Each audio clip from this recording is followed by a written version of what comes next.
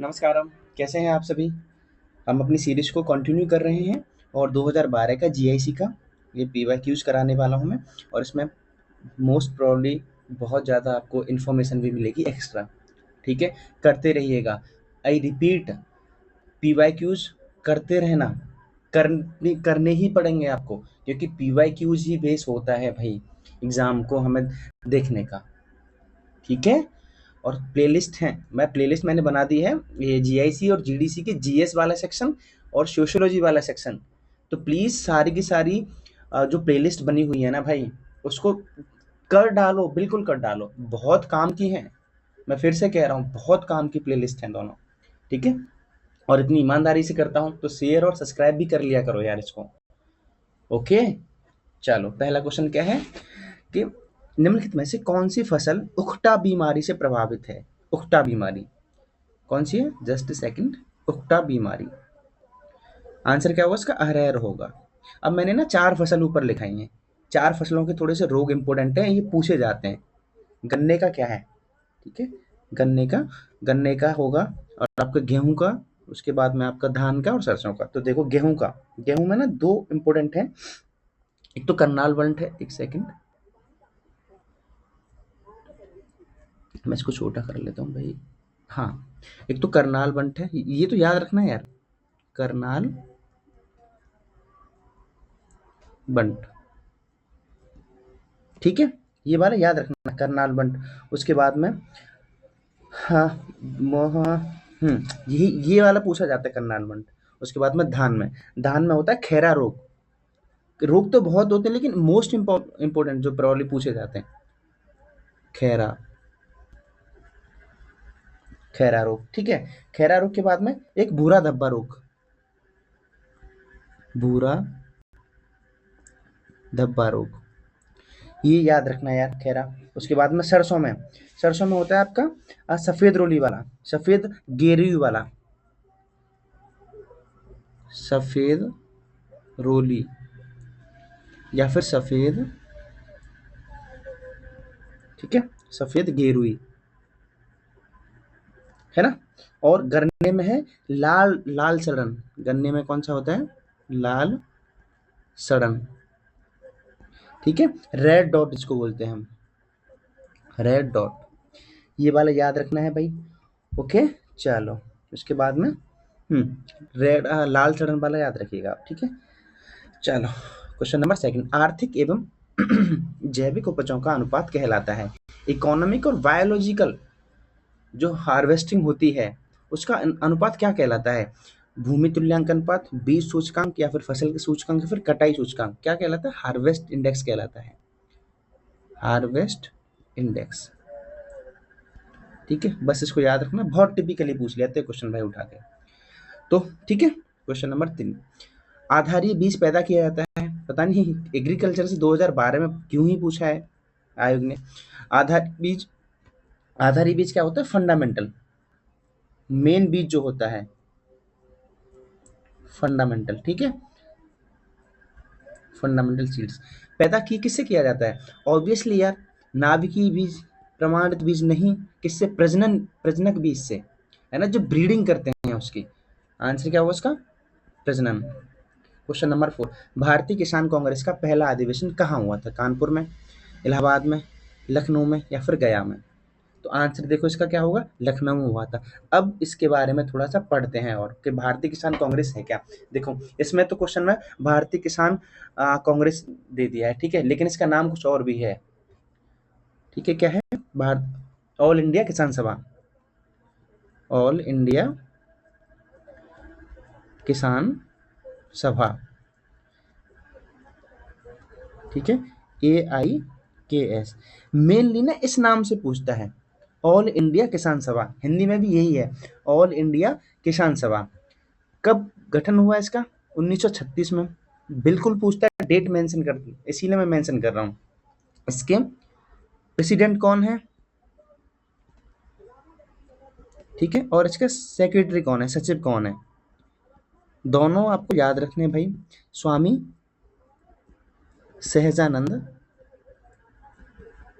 सहजानंद सरस्वती। और इसके सचिव कौन थे? एनजी रंगा।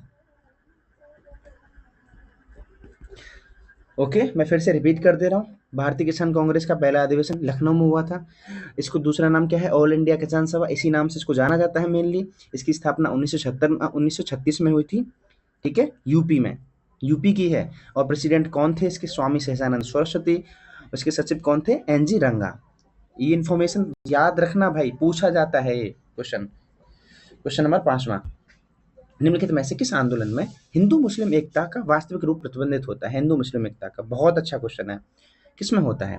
भारत छोड़ो आंदोलन कब हुआ? पहले तो मुझे डेट, हाँ आंसर देख लो पहले इसका क्या है। हिंदू मुस्लिम एकता का वास्तविक रूप किसमें प्रतिबंधित हुआ? तो खिलाफत आंदोलन। पहले इसके बारे में जान लेते हैं। खिलाफत आंदोलन क्या है, कब हुआ? नवंबर 1919 में। क्यों हुआ?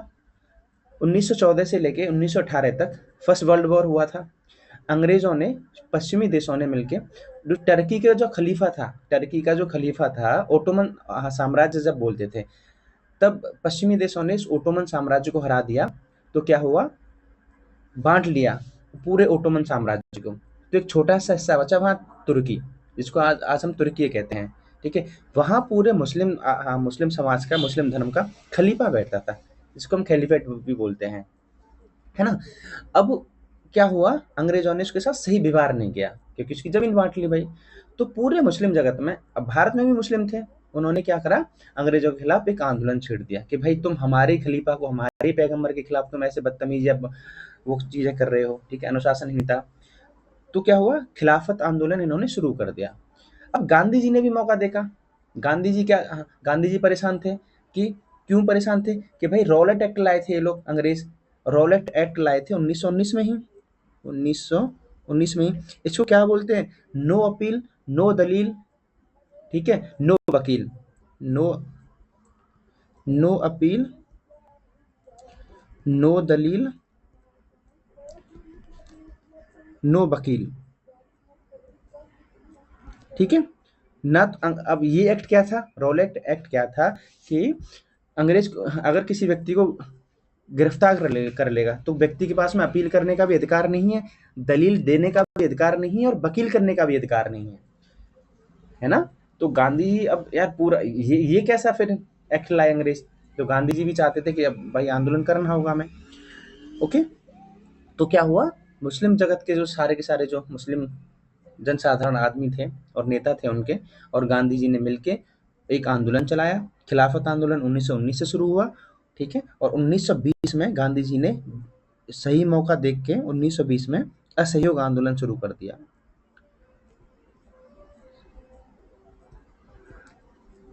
है ना। ठीक है, असहयोग आंदोलन शुरू कर दिया। तो खिलाफत में जब गांधी जी आए, तो खिलाफत आंदोलन ही क्या बन गया? एक साल बाद असहयोग आंदोलन बन गया। तब जाके कहा कि अब जब भाई एकता हो गई ना दोनों लोगों में, अच्छी वाली एकता हो गई, तब क्या हुआ कि हिंदू मुस्लिम एकता का वास्तविक रूप किस आंदोलन में प्रतिबंधित हुआ? किसमें हुआ? खिलाफत आंदोलन। अगर यहाँ खिलाफत भी नहीं लिखा होता, तो अगर असहयोग आंदोलन लिखा होता, तो आंसर कहाँ करते? हम असहयोग आंदोलन में करते। ये कॉन्सेप्ट समझ आया आपको? ठीक है, अब बात करते हैं स्वदेशी आंदोलन की। कब शुरू हुआ? 1905 में।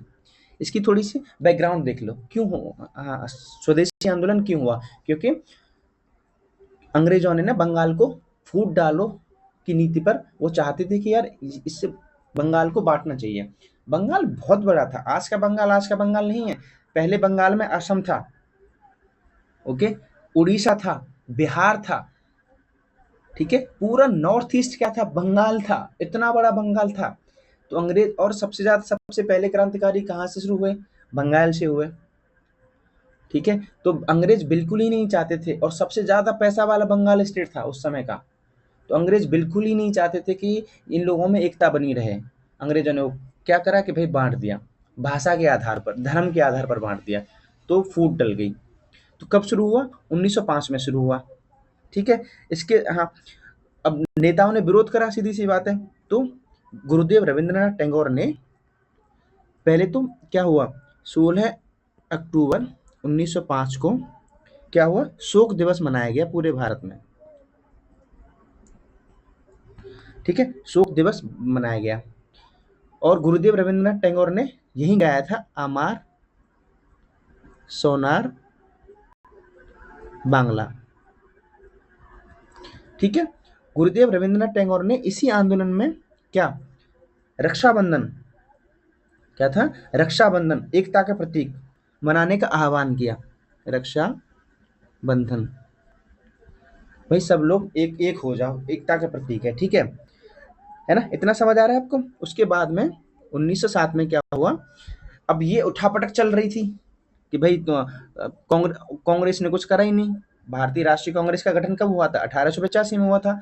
और 1905 में कितने 20 साल के बाद में आपने बंगाल को विभाजित करवा दिया। तो फिर आपकी पार्टी में क्या हुआ, तो पार्टी में दो गुट बन गए, एक तो नरम दल और एक गरम दल।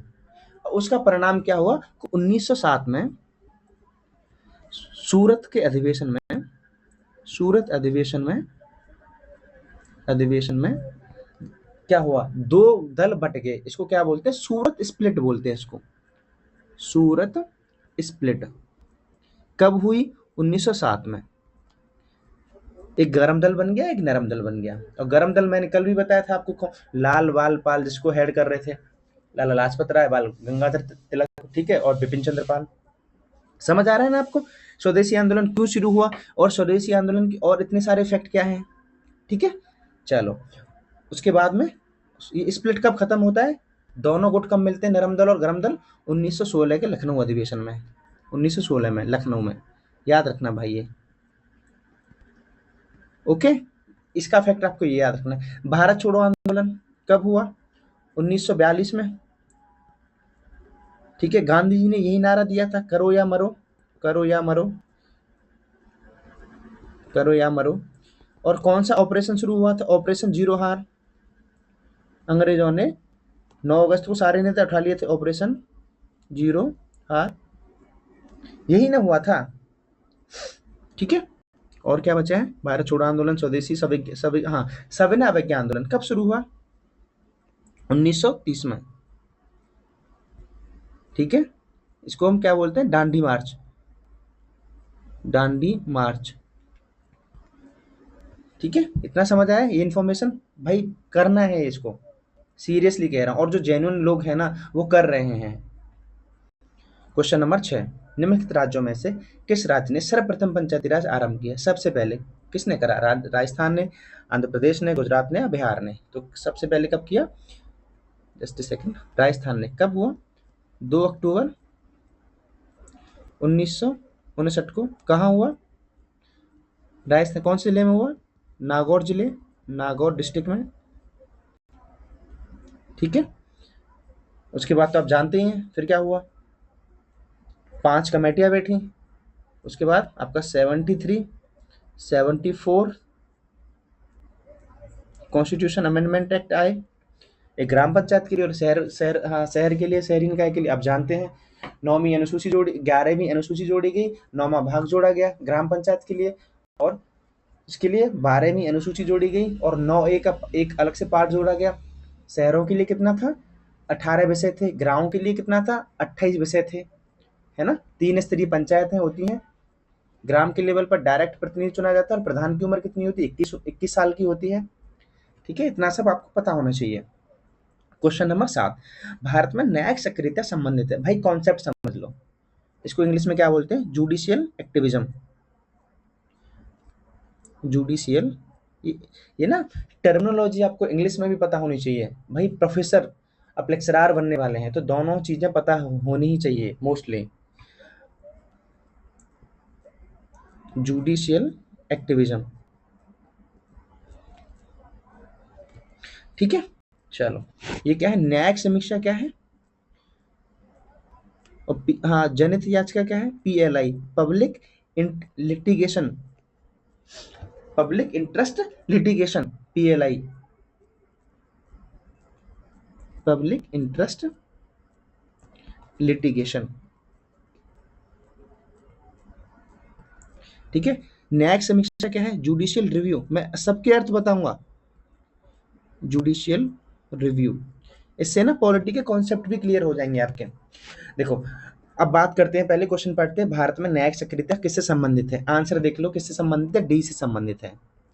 ठीक है, अब अर्थ समझो जुडिशियल एक्टिविज्म क्या है। देखो, कोई भी थर्ड पार्टी इंडियन सोसाइटी में कुछ हो रहा है, मान लो महिलाओं के साथ कुछ गलत हो रहा है, पर्यावरण के हाँ, पर्यावरण के साथ कुछ गलत हो रहा है, कहीं वनों की कटाई हो रही है, कहीं पहाड़ों की कटाई हो रही है, कहीं हाँ, बंधुआ मजदूरी हो रही है, कहीं मैनुअल स्कैवेंजर जो काम करते हैं, गटरों को साफ करते हैं, उनके प्रति अत्याचार हो रहा है, तो मैं सीधा कोर्ट में जाऊँगा, कोर्ट से कहूँगा कि ऐसे-ऐसे हो रहा है ना?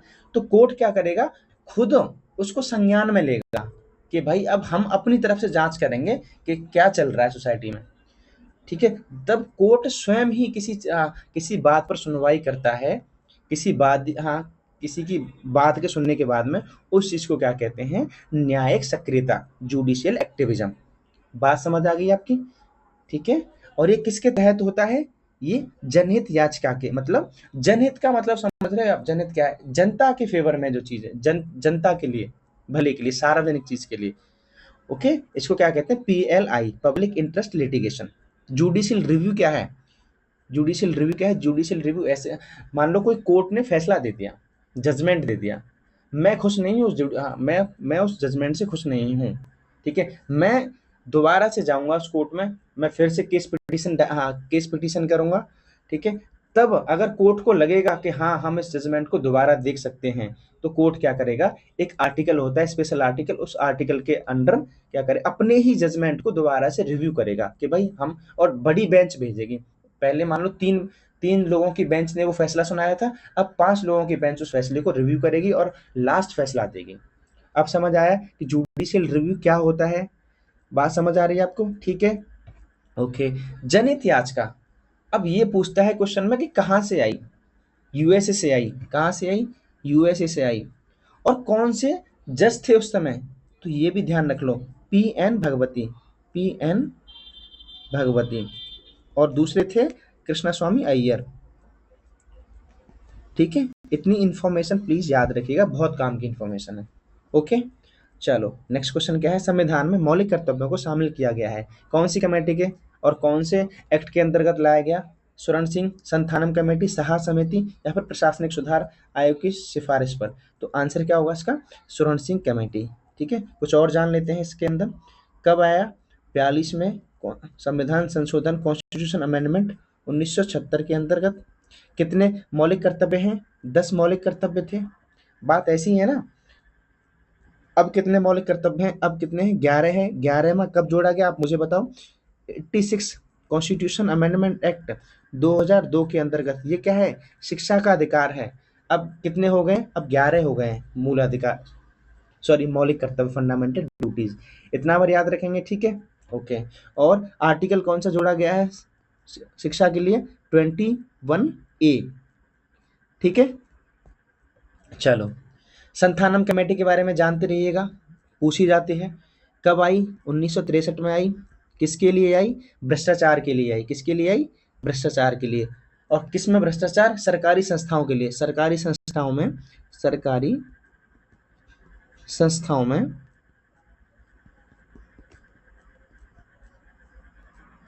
भ्रष्टाचार। ठीक है, भ्रष्टाचार के लिए। ओके, इसने इसी कमेटी पे, संथानम कमेटी की बात कर रहा हूँ मैं, संथानम कमेटी की सिफारिश पर ही 2 बड़ी-बड़ी भारत की संस्था का निर्माण हुआ। कब? 1963 में हुआ सीबीआई का, और 1964 में हुआ सीबीसी का। ये क्या है देखो, सीबीआई आप जानते हैं, ठीक है? सीबीसी सेंट्रल विजिलेंस कमीशन, ठीक है? केंद्रीय सतर्कता आयोग, केंद्रीय सतर्कता सतर्कता आयोग, ठीक है?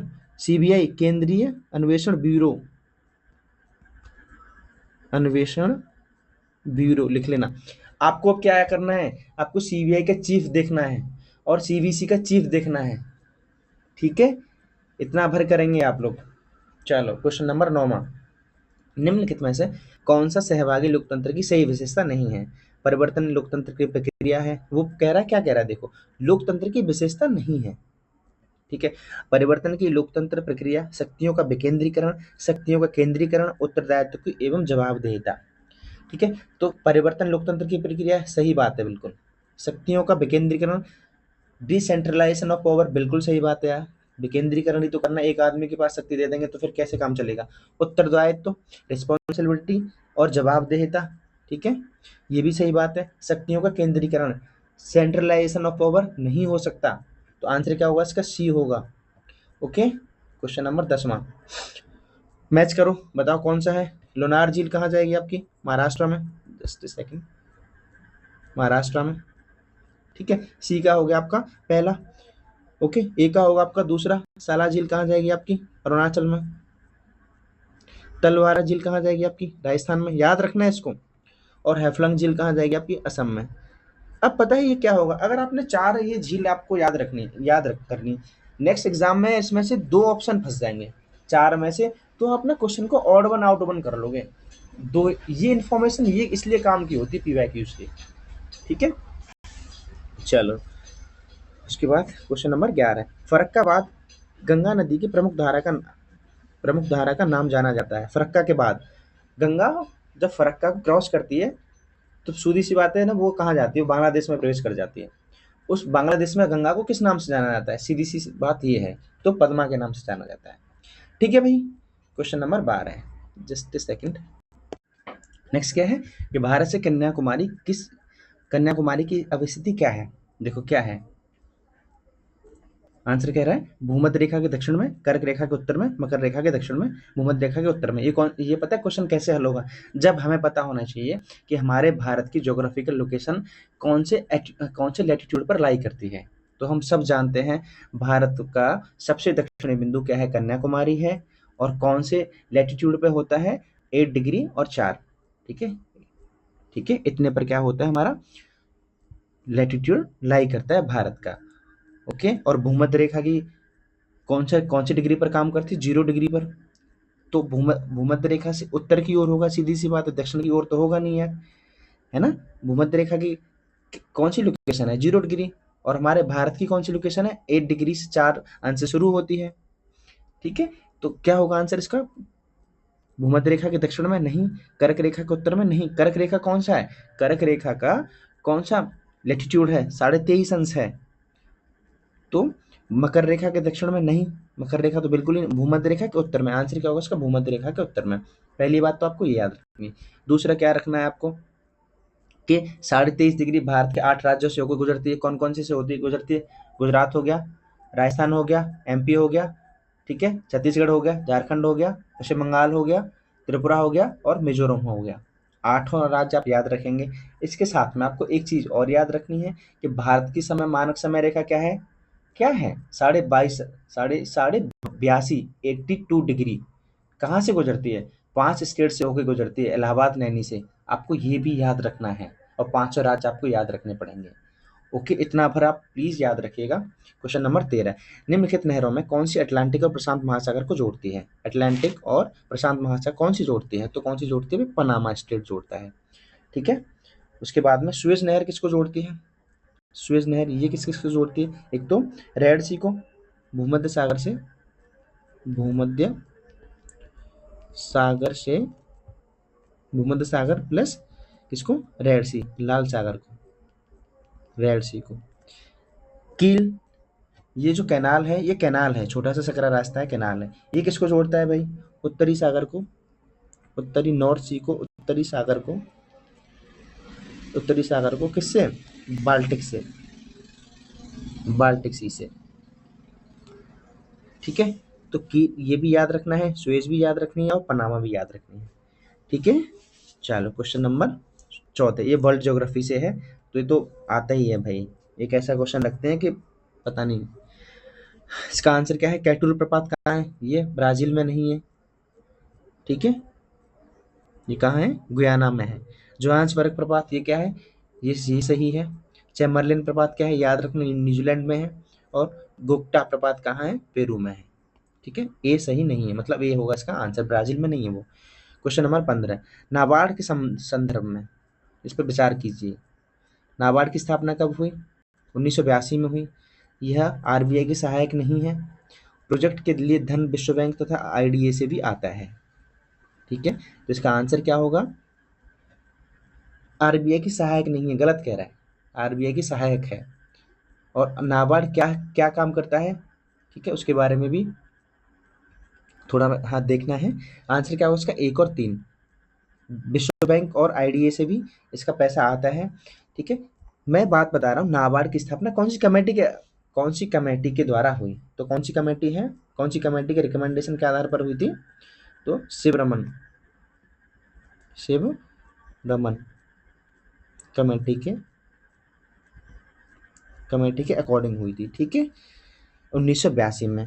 नाबार्ड के क्या काम करता है, national agriculture bank, infrastructure bank, ठीक है, रिस्ट्रक्चरेशन का। तो ग्रामीण क्षेत्रों में जो बैंक होती हैं उनको पैसा देता है, ग्रामीण क्षेत्रों के लिए, कृषि के लिए। ठीक है, तो इतनी बात समझ आई आपको। डेट याद रखना है, 1982 में। कौन सी कमेटी के अकॉर्डिंग, शिवरमन कमेटी के अकॉर्डिंग। आरबीआई की सहायक है और इसका पैसा विश्व बैंक और के लिए भी आता है। दो बैंक के बारे में और जानते रहिएगा। एसबीआई की स्थापना कब हुई, आरबीआई की स्थापना कब हुई, 1934 के हिल्टन हिल्टन आयोग के द्वारा। इसका राष्ट्रीयकरण कब करा गया, 1949 को। एसबीआई की स्थापना कब हुई और एसबीआई की स्थापना, एसबीआई के राष्ट्रीयकरण कब करा गया, 1955 को। ठीक है, ये चीजें आपको दोनों को याद रखनी है। क्वेश्चन नंबर 16, भारत के संदर्भ में निम्नलिखित युग्मों में से कौन सा युग्म सही नहीं है, क्या कह रहा है, नहीं, सही नहीं है। तो उच्च शक्ति मुद्रा, हाई पावर वैल्यू का निर्धारण कौन करता है, आरबीआई करती है, सही बात है। निजीकरण से क्या होता है, निजीकरण आया नई आर्थिक नीति के अनुसार 1991, ये भी सही बात है। गरीबी आकलन, कैलोरी ग्राह्यता, कैलोरी कंजप्शन, गरीबी आकलन से होता है, ये भी सही बात है। हरित क्रांति क्या था, नए नए बीज और उनका क्या था, फसल ज्यादा उत्पादन करना। जैविक उर्वरकों के लिए प्रोत्साहन नहीं, जैविक उर्वरकों के लिए तो बिल्कुल ही नहीं था भाई। आंसर क्या होगा इसका, डी आंसर होगा। ठीक है, क्वेश्चन नंबर 17, महात्मा गांधी ने सत्याग्रह सत्या का उपयोग सर्वप्रथम कहाँ किया गया, सत्याग्रह सबसे पहले कहाँ किया गया, चंपारण में किया गया। कहाँ किया गया, चंपारण में, 1917 में। ठीक है, चंपारण में ही कौन मिले थे, राजकुमार शुक्ल मिले थे इनको, यहीं पर। ठीक है, चंपारण में ही कौन सी सिस्टम चल रहा था, तिनकठिया व्यवस्था। कई बार पूछा गया है, तिनकठिया सिस्टम क्या था, चंपारण में नील की खेती के विरोध में गांधी जी ने सबसे पहले सत्याग्रह किया वहां, और ये आंदोलन सफल हुआ।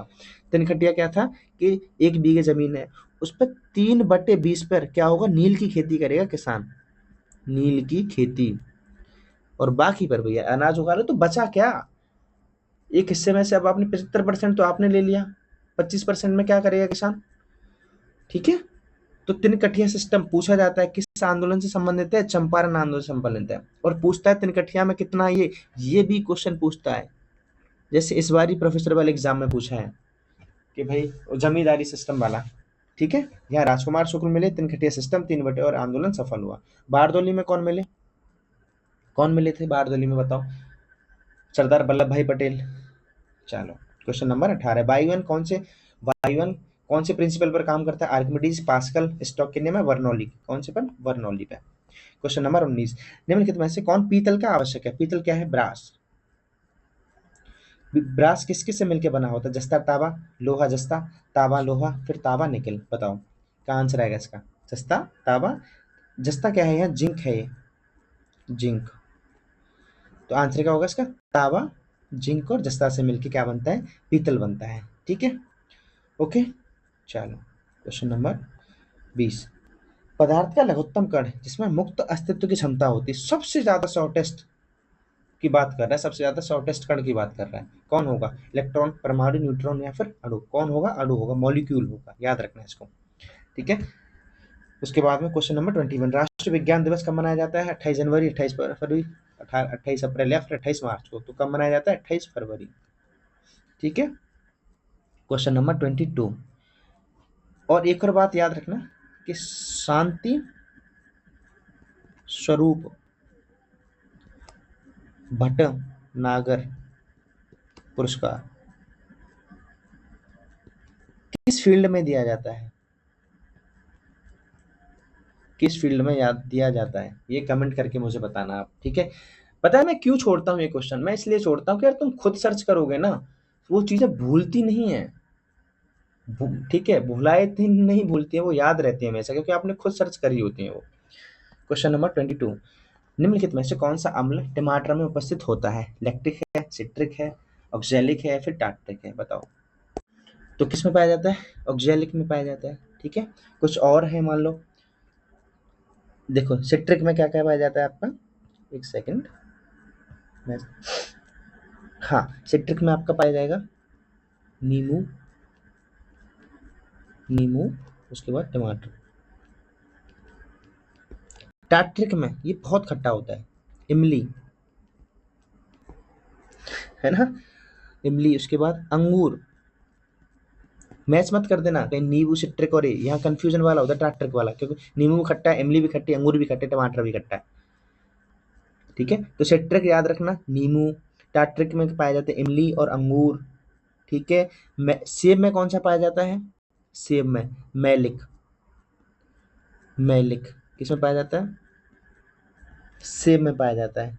ठीक है भाई, उसके बाद में आपका कौन सा बता, एसिटिक, देखो एसिटिक, सिरका, सिरका भी खट्टा होता है, यहाँ क्या पाया जाता है? Acetic acid. तो अब आपको ना फर्क रखना है कि एसिटिक पाया जाता है सिरका, इमली में, और आपका टार्ट्रिक में पाया जाएगा इमली और अंगूर, सिट्रिक में पाया जाएगा नींबू। तो ये फर्क रखना है यार आपको। ओके, और मक्खन में ब्यूटेरिक पाया जाता है आपका। ठीक है, क्वेश्चन नंबर 20, ये मैथ का क्वेश्चन है। यदि दो संख्याओं का गुणनफल 320 है, दो संख्याएं कौन कौन सी हैं? एक एक्स ले लो, दो संख्याओं का गुणनफल बराबर कितना है? 320 है, उनका अनुपात एक अनुपात 5 है। मान लो ये 1 है, ये 5 है, तो x गुणा 5x इक्वल टू 320। तो दोनों संख्याओं के वर्गों का अंतर पूछ रहा है, तो पहले तो इसको हल कर लो, एक इक्वेशन को, कितना हुआ? 5x² equal to 320, x square equal to कितना हुआ? ठीक है, काटो, तो x इक्वल टू कितना हुआ? 8 हुआ। एक की वैल्यू, एक x की वैल्यू कितनी हो गई? 8, और एक x की वैल्यू कितनी हो गई भाई? एक तो एक था ना, एक x कितना था? 5x था, तो 8 गुणा 5 40। ठीक है, अब क्या कह रहा है? दोनों संख्याओं के वर्गों का अंतर, दोनों संख्याओं के वर्गों का अंतर भाई, तो 8 का स्क्वायर माइनस 40 का स्क्वायर। ठीक है, तो कितना हुआ? 64, 40 का स्क्वायर कितना? 1600, कितना हुआ? 1600 में 64 गया तो 1536, आंसर क्या हुआ उसका? 1536। ठीक है, तो ये क्वेश्चन थे, बाकी 7 क्वेश्चन मैंने कराए नहीं, क्योंकि भाई वो अपने 2000 कितने का है, 2012 का है ना, हाँ 2012 का, उस समय के करंट अफेयर्स थे। ठीक है, तो वो आपको अपडेट करने हैं। तो ये छोटी सी वीडियो थी, लेकिन बहुत काम की है। रिवीजन करते रहना और टेलीग्राम ग्रुप ज्वाइन कर लेना, वहाँ से मैं इसकी पीडीएफ डाल दूंगा। ठीक है, जो भी कन्फ्यूजन हो ना, प्लीज़, टाइम से रिप्लाई नहीं दे पाऊंगा मैं, लेकिन 1-2 घंटे या फिर 3-4 घंटे में मैं रिप्लाई दूंगा सबका। ओके, और सोशियोलॉजी भी करते रहना भाई, बहुत काम किए सारे के सारे प्लेलिस्ट। चलो मिलते हैं नेक्स्ट वीडियो में, बने रहिए। हैव अ गुड डे, जय हिंद।